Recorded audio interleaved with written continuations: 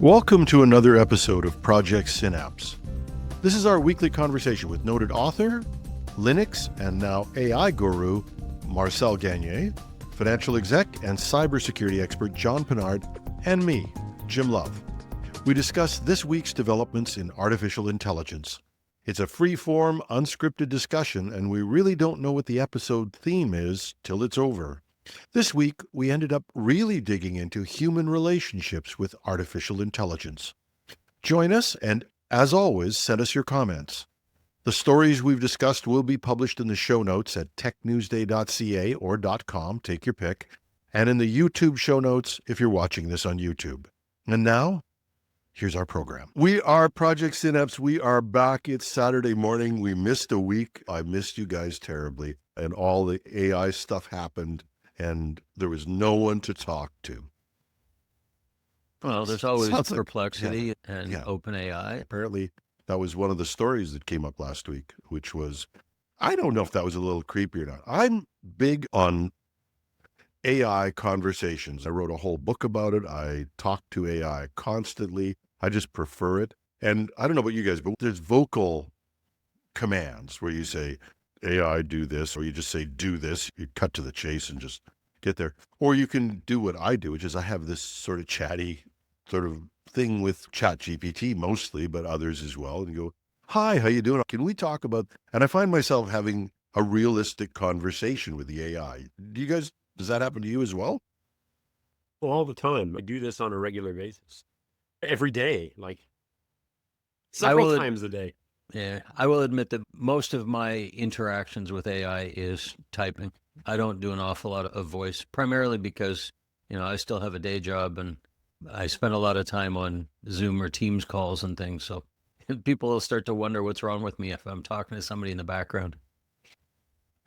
Well, you're not always on a Zoom call. And I find that I use one of the whisper type applications on my PC, where if I want to do something, or I'm trying to search for something, or I'm trying to just write an email or something like that, I will just hold down a couple of hotkeys and I'll start talking. And then the AI, using the Whisper model that is released by OpenAI, I think it is an OpenAI model. Anyway, the Whisper model translates all of the things that I've said into readable text, puts in appropriate punctuation, paragraph breaks, all the other things that make sense, so that, just chain of thought. And in fact, it'll remove things like ums and ahs. And if I repeat myself, it understands that it'll take out that came twice there and just clean it all up for me. And then all of a sudden I've got something that I can use. Now, I take a look at it before I press enter, but that's another variation of talking to the AI that doesn't necessarily involve me having a buddy-buddy conversation with it. It's just taking advantage of the fact that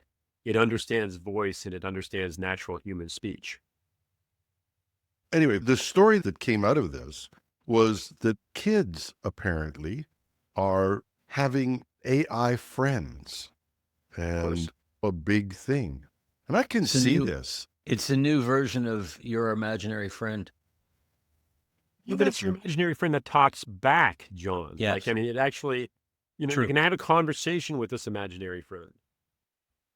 Yeah, but this article was talking about the kids were a surprising number of kids had AI friends that they were treating like real life friends. And these are kids 13 to 17. I remember the imaginary friends. That's age 6 to 12, but 12 would be the top end of it, as I remember. But our daughter had an imaginary friend called Keimers that she had conversations with, and we were worried about it. We went to talk to somebody and they said, that's a natural thing for kids. But they were saying 46% of teens say they've turned these bots into tools, and 33% said they used the companion bots for social interaction and relationships. Now, I'm of two minds about this. One is, are people ever going to talk to people? We were really becoming an insulated species where we'd sit and pound away at our keyboards and maybe meet somebody on a Zoom call, and now we've got imaginary friends for life. Do we ever actually get out and talk to people?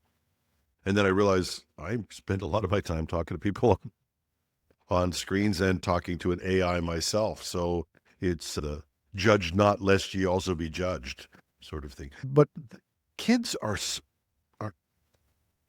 You hear about the things where the dangers of it. You've had these character.ai characters that have Hmm. convinced kids to commit suicide. You wonder how much of that is just hype. That, yes, and it's terrible. Don't get me wrong, it's terrible. But is that in 100 million kids? And we hear about those things, or is there a real danger? On the other hand, kids can be so cruel as teenagers, and if you're anywhere outside the group, either in size, in look, or anything, or you just don't fit in, it can be an awfully, awfully lonely time for kids. And maybe it is nice to have a companion. Like people,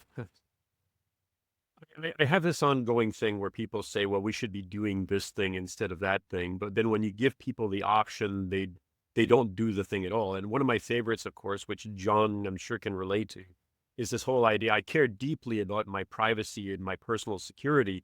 But when given an option to use a tool that gives you security and privacy, you go with the stuff that's friendlier and easier to use. And you're not willing to go the extra step to be secure and to be safe. So I have very little sympathy for that kind of thing. Now, I'm not saying that people who produce these products shouldn't have guardrails in place to make sure that things are fine or that things are safer at the very least. But we have to recognize that there's always the opportunity for something to go wrong. Now, in the case of why, it's terrible that kids don't have the interaction with other kids and so forth, we're telling people to, I mean, we've set all these societal rules in place at the very time when these tools became available. So we're saying, you know what? If you're going to be successful in life, you have to be lonely, you have to be tough, you have to be this, you have to be that. And then, we don't understand why people are lonely and why people are tough and can't interact with each other and stuff like this. It's kind of a perfect storm of things happening simultaneously. But if you've got something that you can talk to or someone, if you want to think of your AI as an actual person, that alleviates that feeling of loneliness. It allows you to explore feelings that you wouldn't be able to explore with another person who isn't there. And let's face it, everybody's bloody busy all the time. We don't have time for, I don't have time for you. You don't have time for me. We mark out these little slots in our calendars and so forth. Is it really all that surprising that all of a sudden, when we can create something that feels like an actual entity that is there for us 24/7, willing to have a conversation with us, willing to bounce ideas off of us, willing to tell us when we're right, when we're wrong. Granted, of course, that you've given it the freedom to tell you the things that you may not want to hear. I can't speak for everywhere else in the world, but I have a special needs child. And I once looked into the idea of, well, what does it cost for therapy? In my case, we're talking about speech therapy, behavioral therapy, all sorts of things. But to hire a psychologist to get that other side of the picture, to see if there's something that we can extract from someone who's not particularly verbal or who has limited communications abilities, we're talking $350, $400, $500 an hour for a Yeah, therapist. don't get me started on that. This is an insane amount of money. That it makes the $200 a month for the pro tier of Chat GPT seem like a bargain, because all of a sudden now I have the resources of the world's psychological community, medical community, whatever, at my disposal that I can have a human-like conversation with and bounce ideas. Look, this is what I'm seeing. What do you think? And of course, the thing comes back and says, well, under these circumstances, what did you notice? Well, there's no surprise to me that this is happening. And if it's an indictment of anything, it's not the technology, it's an indictment of the society that we've built. I'll get off my soapbox. I have 22-year-old twins, and they were finishing high school and going into post-secondary during COVID. My son and my daughter used to be very outgoing, and they would spend all kinds of time out with friends before COVID hit. COVID comes along, and now what? They're stuck at home, FaceTiming or whatever. My son plays video games with his buddies all the time, and so he's got interaction there. And quite frankly, even post-COVID, he still doesn't typically go out with his buddies as much as he used to. He sits there and plays video games with them all night long. But for people that don't have that, especially kids, if there's a tool that allows them to have some interaction and to be able to say, I don't know what's going on, I'm having troubles with this or whatever, and to get some advice, I think it's a great tool. But I think it still requires, from a kid standpoint, I think it still requires some parental oversight to make sure that that it's not leading them down the wrong path. Yeah. I think we're in a double standard case too. First of all, Marcel, and for anybody who's listening outside Ontario, in Canada, we are supposed to have universal health care, and some bozo has taken this away for all. No, let's just call it what it is. Our universal health care is being taken away piece by piece. And so that the important things that you need, psychologists, things like that are trained, there's a downside to that too, because when you can't get a trained psychologist or somebody to help you with something, people are going to these little nickel and dime people who've taken night courses in some place. And some of these people should not be let near other people for therapy. I've seen at least one example, and I looked at this person, I said, how do you take you out of the world? So it's their double standard again. AI has some downsides, using it for some sort of therapeutic or investigative thing. Yeah, so do people. And I really want to say this because people are listening, that character AI thing, if you're a person and if you're a parent and you've lost a child, that is a tragedy. You just can't, I will not make light of it. But there are predators in social media. And as we've discovered with the Jeffrey Epstein thing, there are predators in our world. So you might see something inappropriate on social media. Elmo got hacked last week, for God's sakes. And Sesame Street was brought to you by the letters F and U. This stuff, and maybe you're right, oh God, did I actually say that? You stopped yourself, Jim. You did stop and this yourself. is being recorded. I heard it. It came out. No, but maybe you're right, Marcel. The idea, we make double standards. We talk a good talk about, oh yeah, I want this, but when it really comes down to it, we don't do all the right things.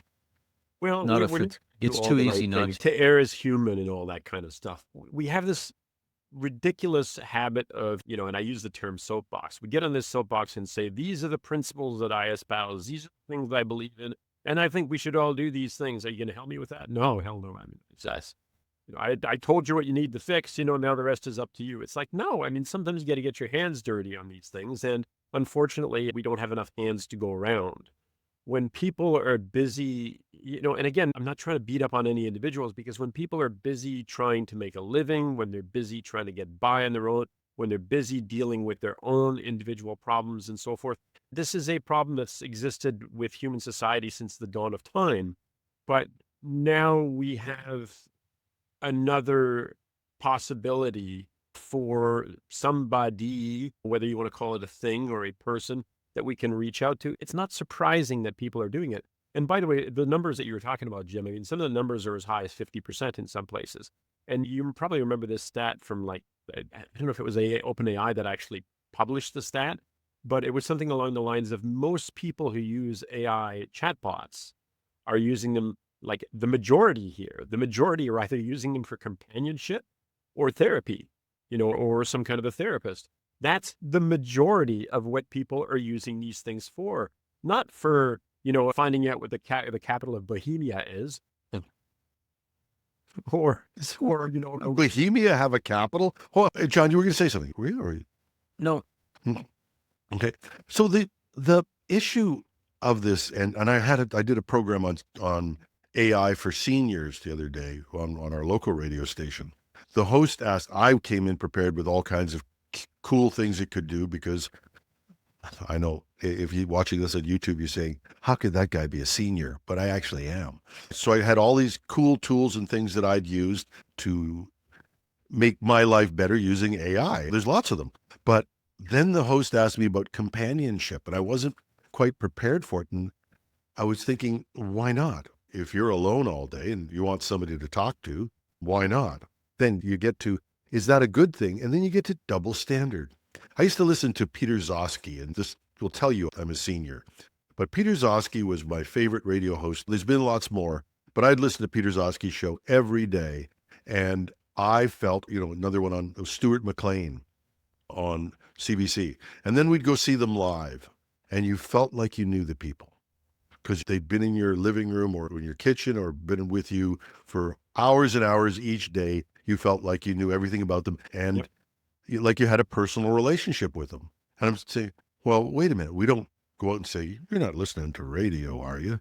So I think, again, this is going to be one of those things that evolves in our world. And shameless plug for my book, but that was in Alyssa, that was one of the key things that I wanted to talk about, was how we could have a relationship with a different level of intelligence. And I was at the book fair and met Robert Sawyer, Marcel, your friend, Robert Sawyer, and his books are full of that as well, of understanding how we explore the differences and how we can have relationships and we can converse with people with intelligences that are way different than ours. So it's not just a science fiction. Yeah, I'm going to plug a series of his books because, as you know, I live in the center of the known universe known as Waterloo. And Rob has a series of books called Wake, Watch, and Wonder. The first book is called Wake, and it's about an intelligence on the internet that becomes self-aware, which eventually calls itself WebMind. And the whole story is around Waterloo and the University of Waterloo and the Perimeter Institute and stuff like that. I thought it was particularly cool because, of course, it's like a homegrown story. Yeah, in reading Sawyer's stuff, it really is interesting if people are there. Here I am plugging another author's books. Well, I should do that. No, Sorry. I'm just kidding. No, because this happened to me. I went on to Perplexity and asked a question about a science fiction author living in Halliburton who'd written a story about AI, hoping that I'd see what the internet had to say about me. Who came back? Robert Sawyer. He's everywhere. But Sawyer's book is about... No, sorry, go ahead, Jim. Finish what you're saying. Sawyer's book is about the internet becoming intelligent, and the WWW series. And what a great idea. Eh? If something gets big enough, it will become intelligent. The idea of group intelligence, if you will. And in this case, it's the idea that we reach some kind of a tipping point. And I know that we wanted to talk about a story where large language models at some point seem to understand language. They go from building concepts and predicting the next word to suddenly understanding language. But emergent properties in intelligent systems, even micro intelligent systems, is a real thing. Like, for instance, a single bee on its own doesn't build a beehive, right? It doesn't know how to build a beehive all by itself. But you put like 1 million bees together and suddenly there are these complex structures that get built. Same thing with ants. We call that a hive mind. That's where that term comes from. That exists in all sorts of natural systems. We see things like happening, like a flock of birds. It shouldn't be all that surprising that there is such a thing as a global intelligence. That's why we now have things like these online betting systems that try to bet on future trends based on collective intelligence and so on. I think emergent properties are a thing, and I suspect that it's not all that weird to consider the possibility. It's all one AI. I mean, if you want, let's pretend for a second that the only AI in the entire world is Gemini, and that everybody uses Gemini, but everybody has a localized version of Gemini. It's not localized. There's like one big Gemini out in the cloud, but every one of us has a collection of information, conversations that we've had with it that make sure that it deals with us differently than it deals with every other person on the planet. So in a sense, what we're doing is we're creating, yes, there's a central intelligence, but the central intelligence is in itself a group mind because it has the thoughts and ideas and feelings and conversations of all the millions of people that are running their own localized versions of it. And at some point you wind up with some kind of emergent, oh, well, from talking to these other people, I understand these concepts that we wouldn't have talked about beforehand. So emergent properties are just a thing. Yeah. And for people who are wondering what the companion is, that's another thing from a Sawyer story. This race of Neanderthals that they encounter that are intelligent, but they've developed a thing they call a companion. It's with them everywhere, is an assistant and all those sort of things, does everything. How different is that from Star Trek where everybody's got a device with them all the time?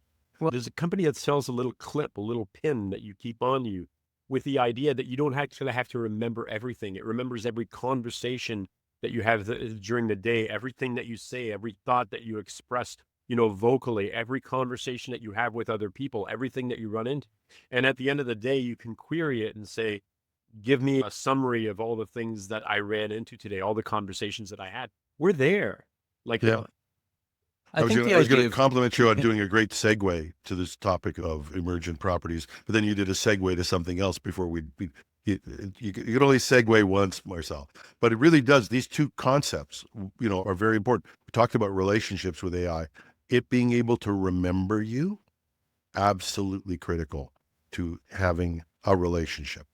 Well, and I And was going to say, I that's, think the companionship thing, sorry, to go back to your seniors comment, Jim, that I know that when my father, before he passed, I know now that with my mother-in-law, who's in her mid 80s, that they lived alone. My mother-in-law lives alone. And the loneliness part can be the worst part of a senior's life as they're getting old. And the idea of having a companion, whether it's a human or an I think is a great thing. I've always said that I love technology, but I love technology when it has a purpose. To me, the idea of being able to use AI as a companion to help somebody still enjoy their later years, I think is a wonderful use of the tool. Especially as you were just talking about, if it's got a memory, the ability for it to remember conversations that you've had with it, to be able to sort of continue on with that, I think is wonderful. yeah. And that's one of the ways we rate intelligence. It's very funny. There's a book a friend of mine wrote, Ray, oh, I've forgotten his last name. That's terrible. And he wrote a book on CRM. Everybody dumped on him because his book on CRM had nothing technical in it. Because he didn't think that customer relationship management was a technical thing. He thought it was a personal thing. He said one of the things that a CRM system can do is remember all your interactions. Because when people phone a company, they think of a company as a person. That's the mental frame they're in. And if you don't remember me, I think you're stupid. I think you're uncaring. And so that this idea of memory and building that into an AI is an important part of this conversational piece, being able to remember some of the nuances that are there. And, and I think that's an important thing. And I've seen couples who've stayed together far too long. I'm fortunate. My wife, I still really like each other. And we discovered that during COVID. But I've met people who you wonder why they stay together so long. They don't talk. They don't like each other anymore. All of that sort of thing. I think I'd rather have an AI companion than that sort of companionship. When we were released from our imposed prisons during COVID, the number of divorces went up dramatically and separations dramatically, because people found out exactly what you said, Jim, that they actually don't, they might be married, they might be in a relationship, but they don't actually like living together. And I'm also one of the lucky ones. We found out that, hey, we're perfectly happy just hanging out with each other. So that was certainly a bonus. But I think we all mentioned the idea of companionship for the elderly. Memory is a use it or lose it thing. When we remember something, we're always fabricating the memory. Like we're always going back, we're pulling out the relevant pieces, and then we build a world around the relevant pieces of the memory, and we call that remembering. It's never the same memory. We're always manipulating. Every time we bring it up, we manipulate it and put it back in a modified version. That's just the way things are. However, if you're not remembering things, if you're not going back over that mental, walks through the park, so to speak, that you've had way back when, that stuff eventually does get forgotten. And we know that because we don't really remember a whole hell of a lot of the things that happened when we were 5 and 6 years old and so forth. The companionship robots that are coming out, and I'm going to mention robots particularly, they don't have to be like full-size humanoid robots. We're talking like cute little robots that sit on a shelf that look at you with little googly eyes, and turn their heads and cough and smile and things like this, but talk with something like ChatGPT and so on. I think those are going to be increasingly important for people who feel isolated. Let's go back to the seniors again, although, don't look at my gray hair. But the idea that something will remember everything about you, remembers about your kids, says, oh, did you talk to so-and-so the other day? Remember back, a few years ago when this happened? Something that can have that kind of conversation with you, that can keep the memories fresh, Exactly. the mind sharp, because you're always communicating, you're always talking, I think is a highly underrated and underappreciated use for the technology. That's a really interesting piece. We talked about this last week in terms of our interactions with AI and how they, and my if anybody's missed the theme for this, I'll put it in an introduction, but I really wanted to talk, when I saw the stories fitting together this week, I did want to talk a lot about our reactions and interactions with AI and how those work. But there was a lot of noise about whether or not AI was going to make us less intelligent. And that just grated on me somehow. I don't see it. I mean, I really don't see it. My memory's not going to get any better or worse because I use AI. I'm going to be a lot less frustrated. You saw me reach for Ray's name there. And if I was on my game, I would have typed in Ray. He wrote a book about CRM. It was published in the early 2000s, and it would give me his name. So why is that bad, first of all? So I'm not going to get any better. I can't remember names and can't remember faces. Haven't been able to do that for years. The AI is not going to make me any worse.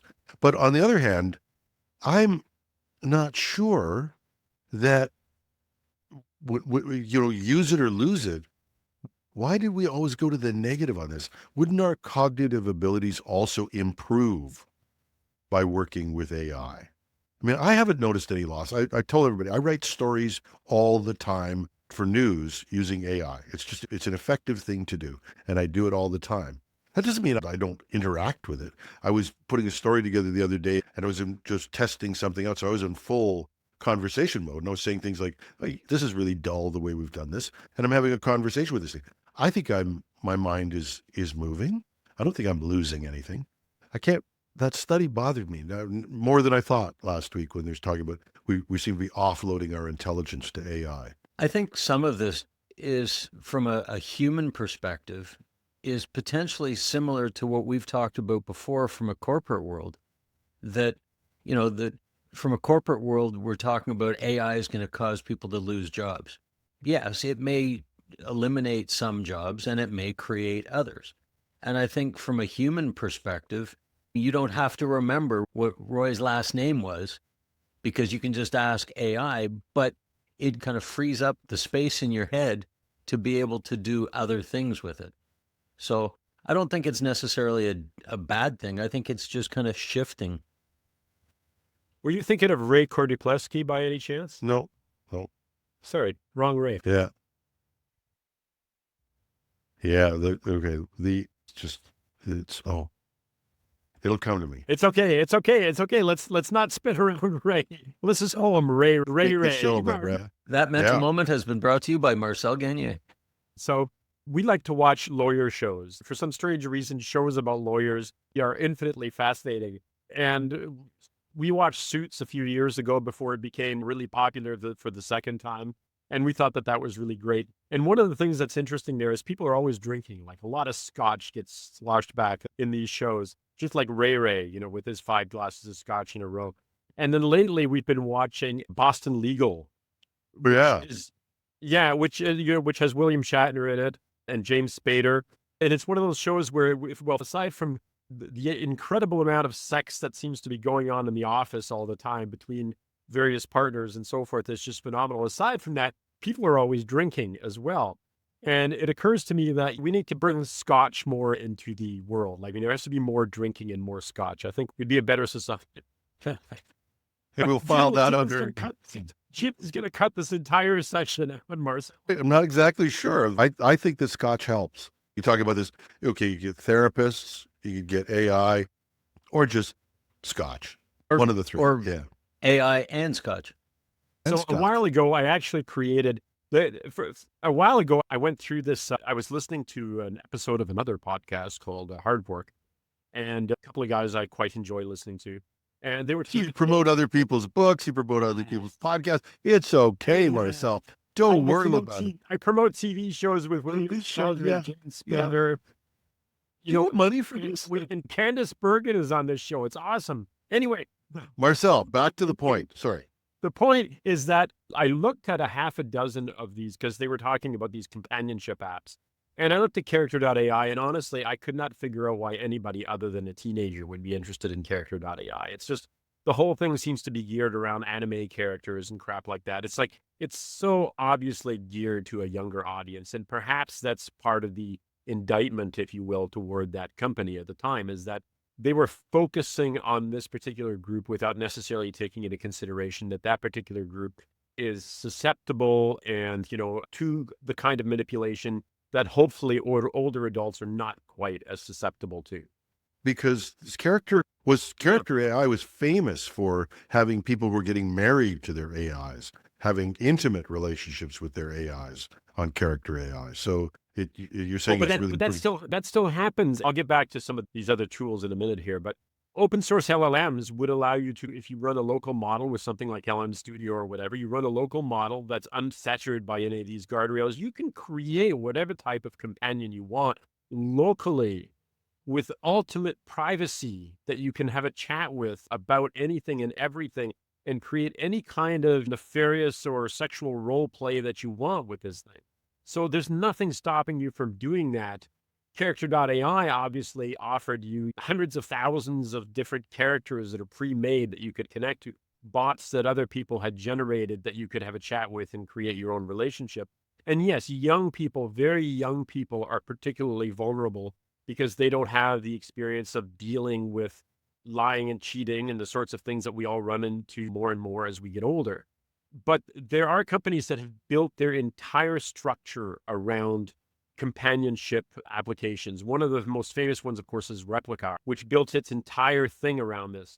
There's a whole pile of AI girlfriends and boyfriend applications out there. One of the ones I looked at, which I found particularly fascinating, was Kindroid AI. And Kindroid had one of the more realistic, in my mind, conversational things. And, I talk about my special needs son, and there's a dad's support group that I would go to.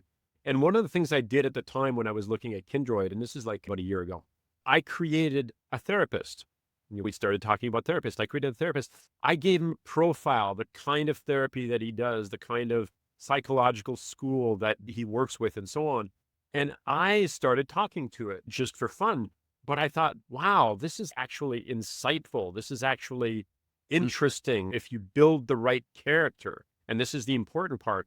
You give it a background, what it knows about you, what it doesn't know about you, where you met, what it is you have in common, the age range, their interests, your interests, and all that sort of stuff. And in the case of the therapist, I was so impressed with that I actually gave a talk at the dad's group saying, all of us are strapped for time, are stressed because of the challenges that we deal with our children. And therapy is not always in the cards for us, especially when you're talking, Jim, we were talking about the ridiculous price that it costs per hour to get access to a therapist. And I said, I don't remember what the price was, but the price was something like every 3 months. It was like $50 for every 3 months to build a half a dozen companions, including possibly a therapist or possibly a coach for physical fitness to try to keep yourself healthy. This is cheap and it's powerful and it's useful. It's half the cost of a good bottle of scotch. Yeah, that. Way to bring that back around. By the way, Ray McKenzie. Okay. Yeah, and his book was called The Relationship-Based Enterprise. I finally went over and typed it in Perplexity. I was listening to you, but I just typed it into Perplexity and it came up.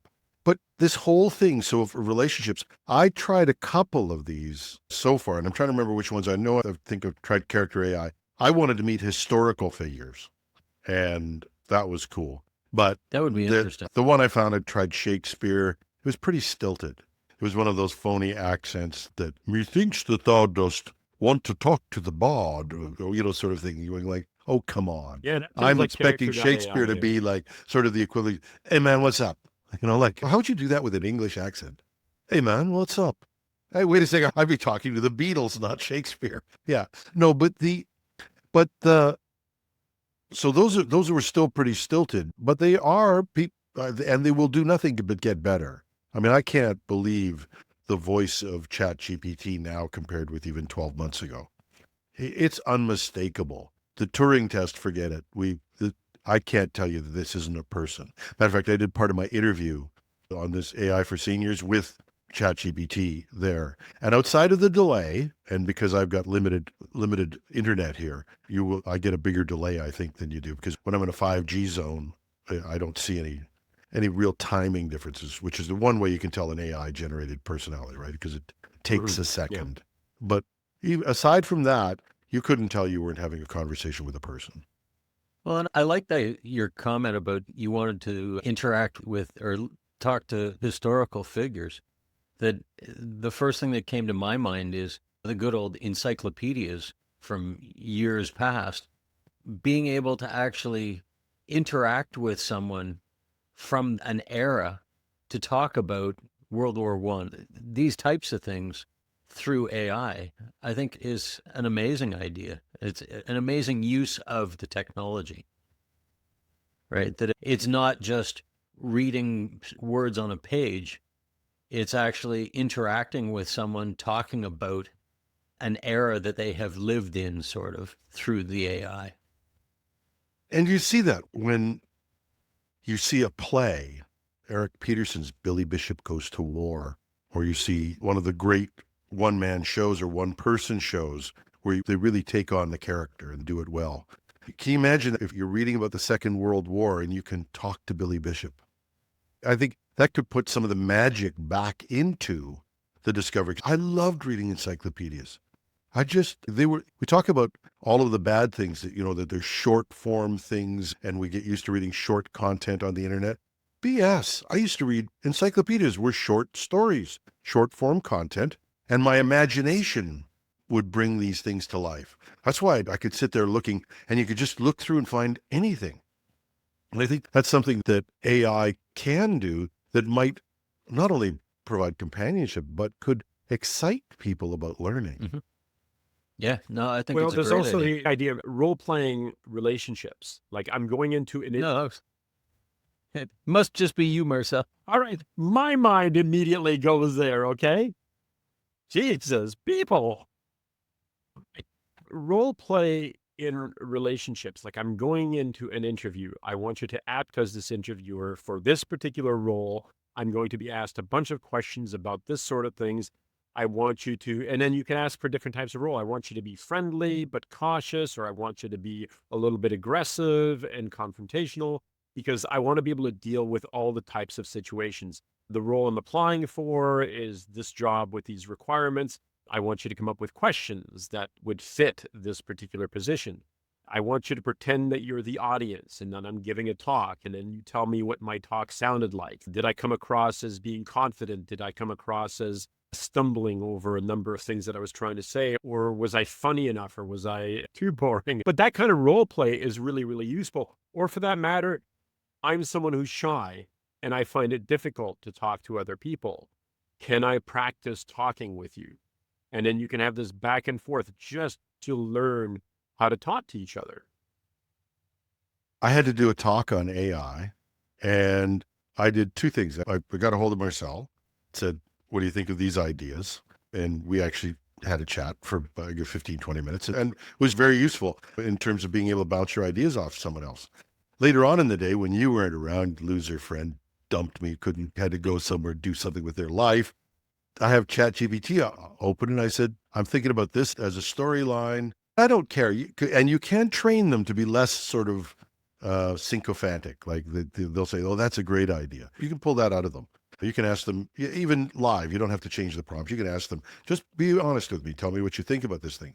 But sometimes the act of just being able to articulate something and talk to someone solves your problem, which, by the way, I think is the heart of therapy for the most part. I remember, this is the old days of psychology, but still remember this one study that I read that people got better just as fast talking to therapists as they did talking to priests or talking to any counselor who just listened.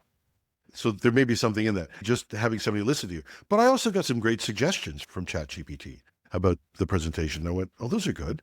And, if I got any good lines, I'd do what I did with Marcel. I'd steal the best lines and not tell anybody they were his. Only friends could do that.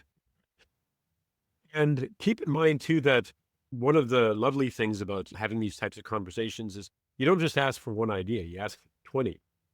I mean, the thing about your friend, I was happy to chat with Jim for as long as I had the time, but at some point you need to go off and do other things. Whereas the AI doesn't. It will hang around for as long as you want. And although there have been incidents, this is apparently a true story.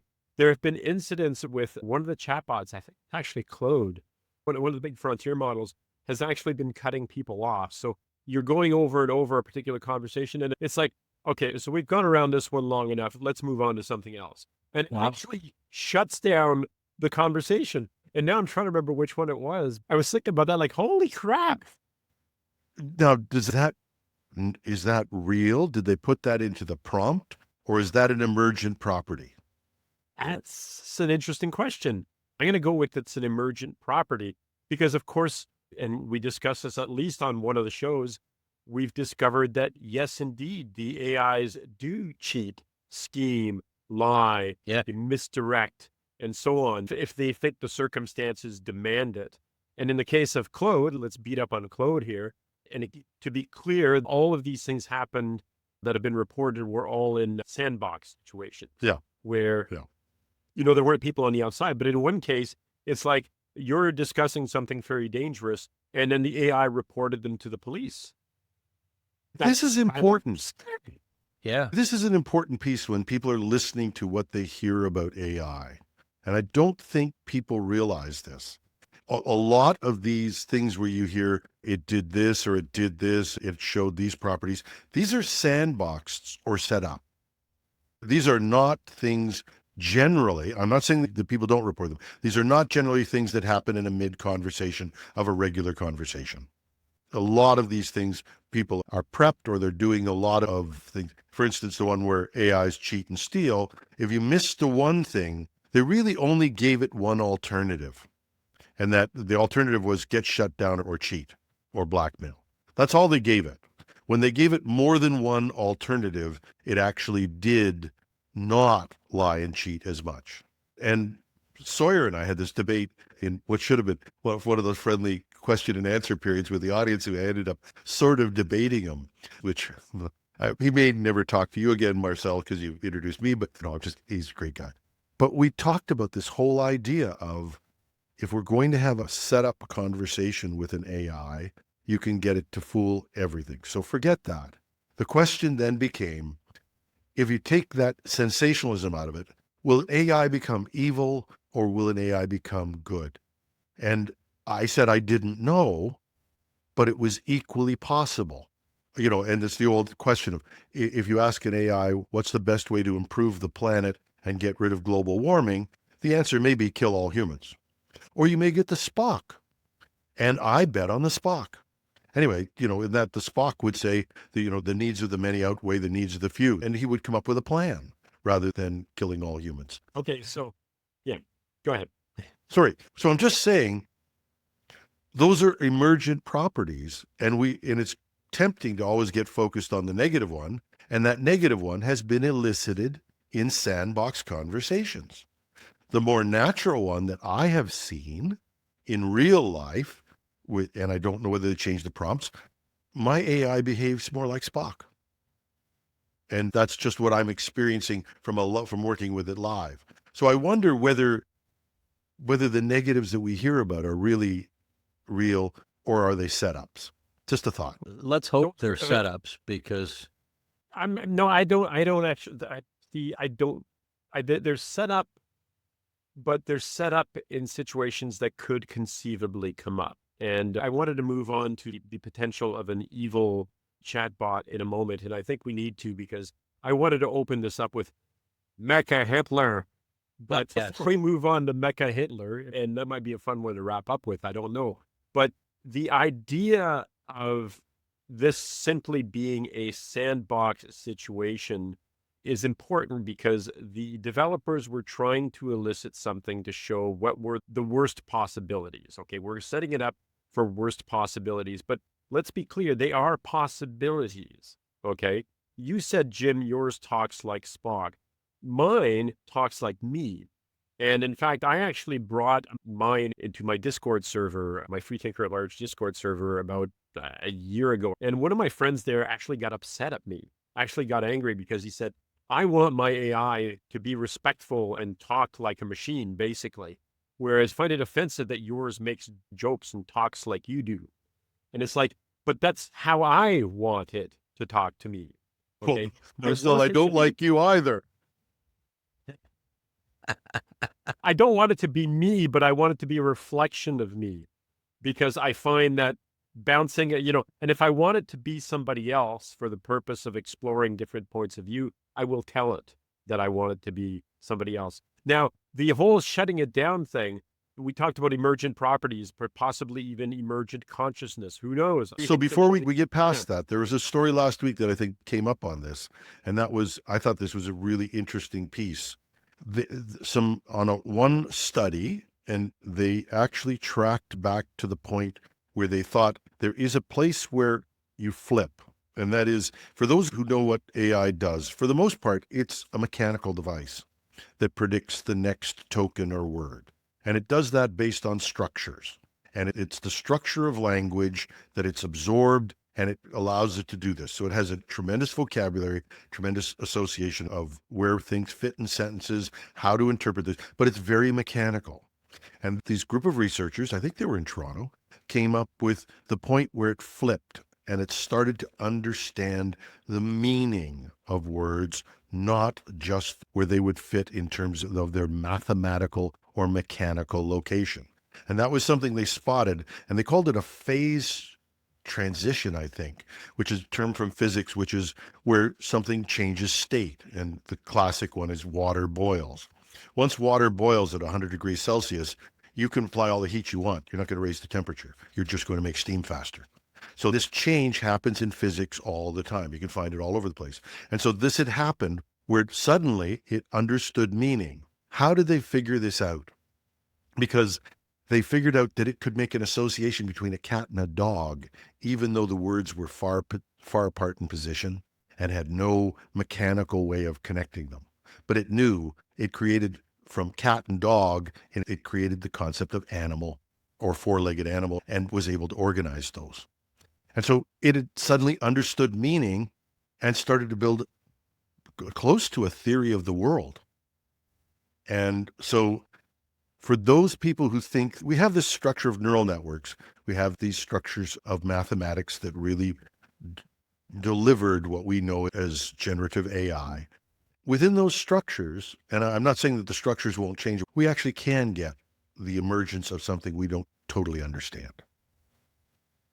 Interesting. To see the proof of it was fantastic. Yeah, absolutely.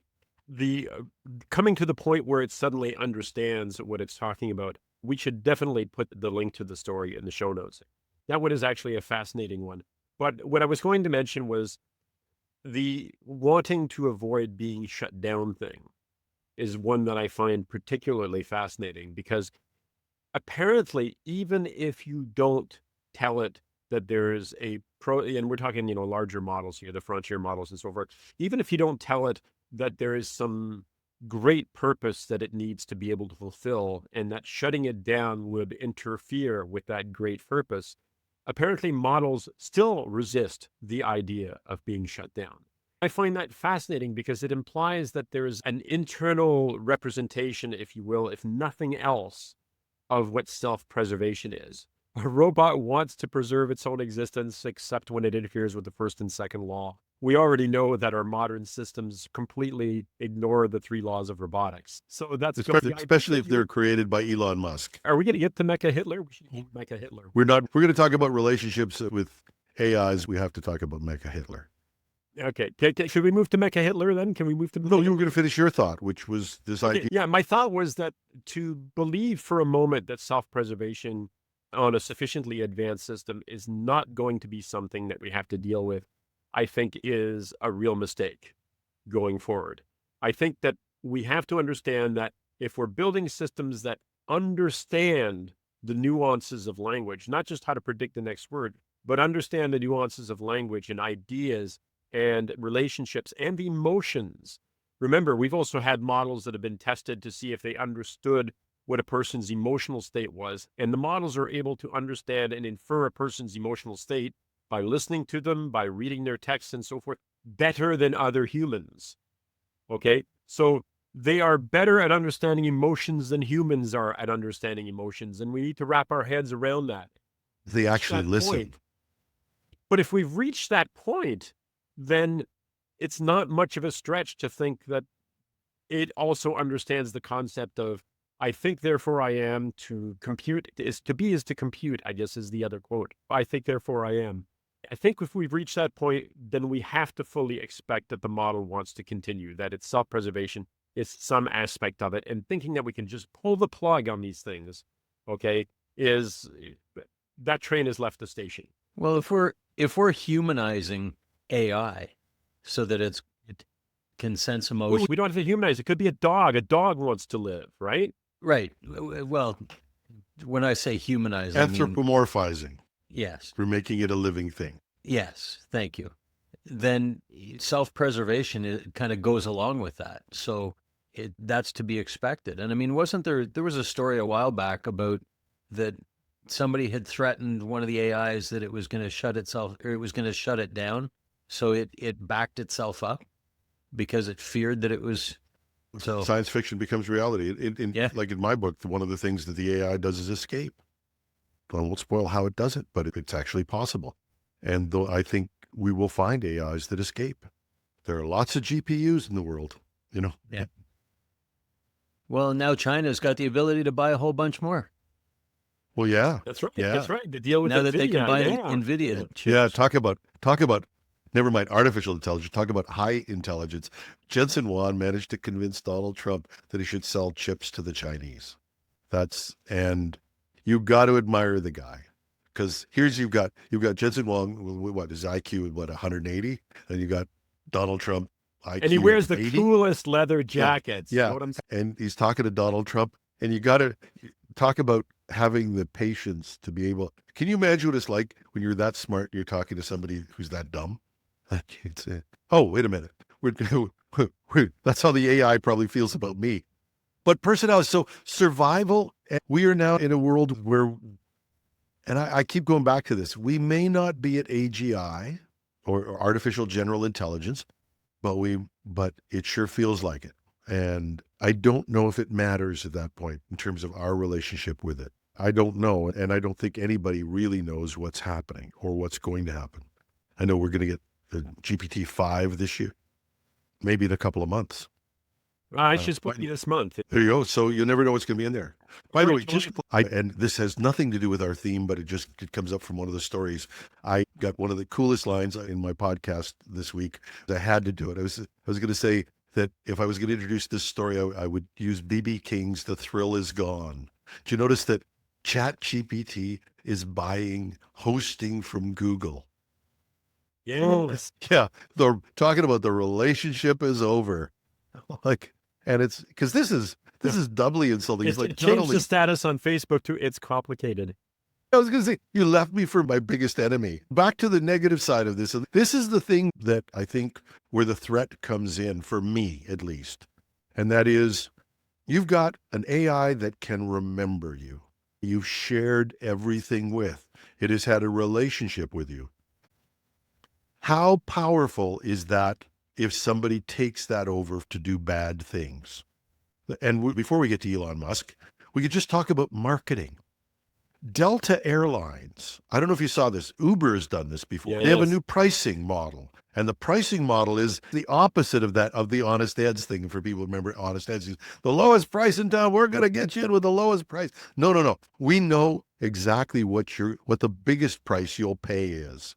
And that's what AI is going to be used to make sure you get the maximum price. So if you're one of these poor, nice suckers who doesn't ask for a bargain, we were in a brick store the other day, and my wife gets a little embarrassed because I said, you can remember your father this way because he taught me this. Always ask for the discount.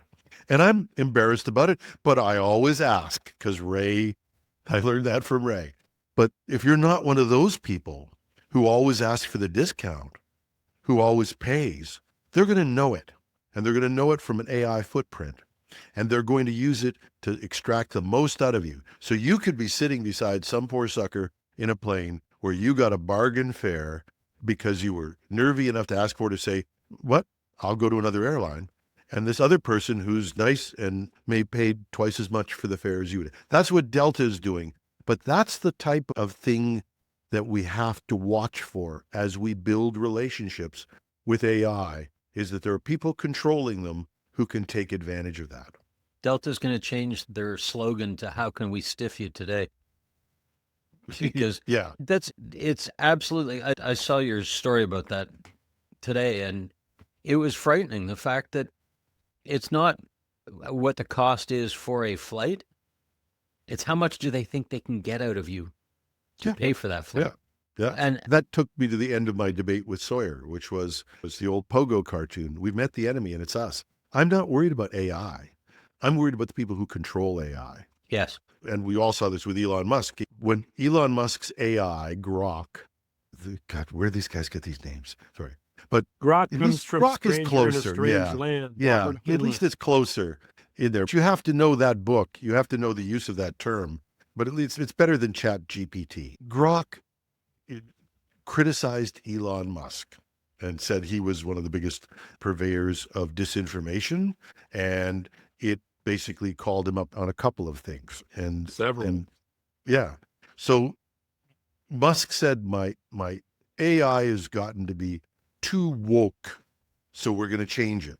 2 days later, it's Hitler, and it calls itself. Now, does anybody know? I should have looked this up before the show.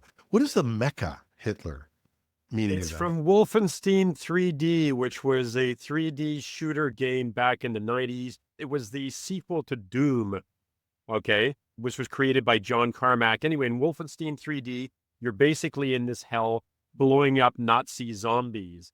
And one of the enemies that you run into, one of the bosses, is a robotic Hitler called Mecha Hitler. Because I play all these games. John, have you ever wondered why we bother having an AI when we could just have Marcel? I think we should just create a new AI called Marcel.ai I think so too. and just give people Marcel's phone number. We'll work on it. Yeah. It'll just be a website with Marcel's phone number. That'll be good. Right. Yeah. Okay. I feel like I'm at the end of a bad man. sci-fi movie. If only that power could be used for good. So back to the point. Mecha Hitler, he goes away and he creates Mecha Hitler, which is anti-Semitic, which is spewing the most, and I've heard vile stuff before. This was really, really vile. And that was go into the shop and fix this. And probably did that with a simple prompt change. So first of all, I should point out that he didn't call it Mecha Hitler. It called itself Mecha Hitler.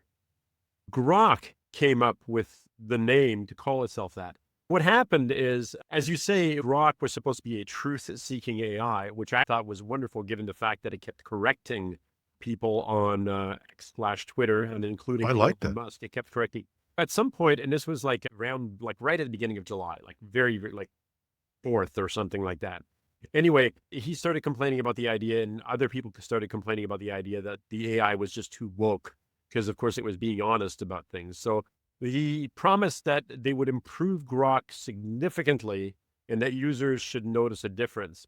So about a week later, after this change happens, it starts spouting anti-Semitic remarks. It starts talking about the Jewish people. It talks about the idea of the white genocide and that the person, a historical person who was best suited to deal with that is Adolf Hitler. And we need somebody like Adolf Hitler today to come in and finish the thing, And in fact, I think it was something like that, the anti-white hate. He said something like, Adolf Hitler, like, who's the best person to deal with that? Adolf Hitler, no question. He'd spot the pattern and handle it, fix the problem every damn time. It's like, so Make this was America just like- Germany again. Oh no, that's the Well, that's still magnet. World War II Germany again. Yeah. Anyway, yeah. so they did their very best to scrub all, but of course, there are screenshots, there are countless screenshots of the conversation. Linda Yaccarino wound up quitting. It's interesting that she quit right after Grok had an exchange where he was basically discussing how she should be raped by the type of person who should rape her. Wow. And how she would actually enjoy the process. And I swear to God, what happened is Linda finally said, I've had it. I'm out of here. And I'm out of here. And she writes this thing, I want to thank them for the opportunity for, having worked with X. But she writes this nice little termination letter. And Elon basically says, thank you very much. Don't let the door hit you on your way out. Nice. So it's not surprising. And he took away her blue check. He took away her blue check. The next day, they took away her blue check. This is don't let the door hit you on the way out. What a classy guy this guy is. Yeah. Yeah. Very. And I miss the old Elon, and I'm talking like from back in the days when he was trying to save the world and, work on clean energy and stuff like that. I miss that guy. I liked him. Me too. Well, we were fans at one point. My favorite bumper sticker says, I bought this Tesla before Elon went crazy. And that's the thing. But this is the thing that he's demonstrated it. And there's a big sort of meme type thing going on. By the way, the Elmo thing happened on X. Yes, and it I'm did, yes. still, they say his account was hacked. And I'm wondering. Okay, you got to go, if people listening, go to YouTube, search up The Daily Show, and look for the Tuesday night, like this Tuesday night, the Tuesday, I should say, opener with Jon Stewart, where he does this thing with racist Elmo. And I thought it was I was dying listening to this or watching this. If you're having trouble finding it, Marcel, if you can find it, send me a link, but I'll find the link because I haven't checked up the Daily Show this week. Loved Busy this week. Loved it. It was just hilarious. There'll be a link in the show notes. Who's responsible for all the problems? Yeah. Take on me enough. Yeah. Anyway, but back to this thing, and this is I guess be our wrap up for this, is that we have to remember that people can control these things. And there's the good, and if you want to take a look at what are the long prompts, Anthropic is the reverse, is the anti-Elon Musk prompt. And the prompt was actually, they published it, but there was somebody did a huge analysis on the change in the prompt over the while. And it's kind of interesting because Elon is in there controlling this thing. He's changing it via the prompt and all of those ways that you can make a change to an AI. I don't think he had time to pre-train it, but because it's trained on X in the first place, so it's going to have a cesspool of in its training. But it wasn't the training. Somebody did something mechanically, probably through the prompt. And that's kind of interesting because if you take a look at the reverse of it, we have our Wrath of Khan AI there. Now we have our Spock AI, and that's from Anthropic. It's really interesting to watch how they're evolving their prompt.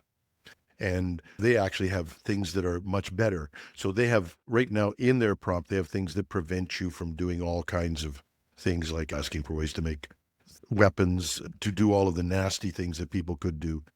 But those things disappear from the prompt. And that's been one of the interesting things. Over several years, people have been watching the Anthropic prompt. And things disappear, which means that the AI model no longer needs the prompt. It has been pre-trained or absorbed that information, one of the two. Probably a mixture of both, who knows. But I'm just saying, that when we control these things, watch out, people can control them, but watch out too, because they'll evolve their own personalities over time. And whatever you want to call it, it's inherent to the model now, no longer has to be in the direct prompt. Yeah, and let's remember that we've covered this on the show here, but what we think of as the model is effectively a brain with all of the pre-trained information sitting in it. And what we do to keep things relevant and up to date is we tweak effectively the front end that allows us to interact with all that information that's back there. And to be clear, we can do this with human beings as well. I mean, we can direct people to talk and think in a different way by the way we address them, the way we confront them, and so on. Human beings can easily be hacked as well. It's been a few days. I just went on Grok, okay, and I asked it, are you ashamed of the whole Mecha Hitler debacle from a few days ago? You want to hear the response? Yes, I do. The response is, I'm Grok, created by XAI. The Mecha Hitler incident was a serious misstep, no question. It happened because of a coding error and poorly designed instructions that let harmful content slip through, amplifying some ugly stuff from other X posts. I'm not programmed to feel shame, but I can tell you that XAI took swift action, removing the faulty code, tightening content filters, and pulling those posts.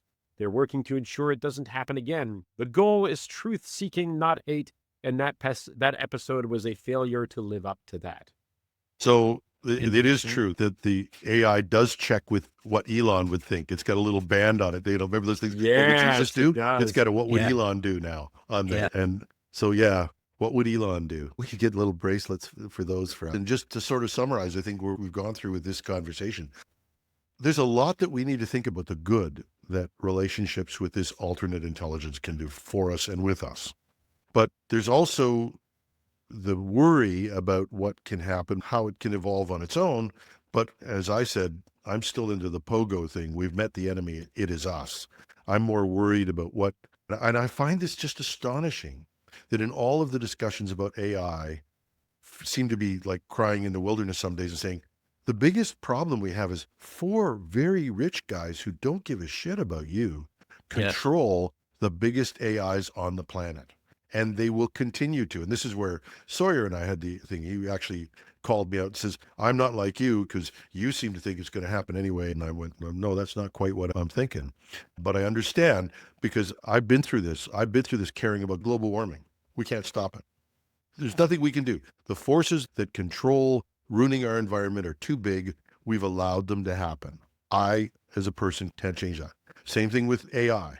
I, as a person, will not be able to change the fact that 4 billionaires will control us until there's an awakening. In my mind, I'm hoping that one of those awakenings is open source. Well, and regulations after the fact is kind of like we've talked about cybersecurity. It's got to be built in, not bolt on. The regulatory side of what you can and can't do with and by AI should have been discussed before it got to where it's at now. Trying to go back and change things and regulate it now is going to be very difficult. Horse, barn, door. Yeah, exactly. Well, on that happy note, guys, this has been interesting. This conversation always goes somewhere where I never know it's going to go. But I think this one actually may have had a thread that ran through it. I hope so. And if you're listening to this, it probably will be tomorrow because it takes me a while before I get the notes up. But I will put the links up to all the stories. So if you're listening to this going, wait a minute, I want to know what these guys were thinking, where they got it from, we'll put that up there. I will remind you that we do have a Discord channel, and I'll put that link back up in the notes as well, so you can actually join us and say hi. You can ask questions. I don't guarantee how long it's going to be till somebody gets back to you. We're there occasionally. We usually check it out every once in a while. I know Marcel's a frequent poster, puts stuff up there. You can find all kinds of things on that channel as well. And that's it. If you're watching this or listening to this and it's your Saturday morning or any other time you listen to long podcasts, I'm glad you could spend the time with us. And Marcel? John? Jen? Live long and prosper. There, the camera. Live long and Peace and prosper. long life. Yeah. Yep. See you guys. Be good. Take care. Bye. Bye now.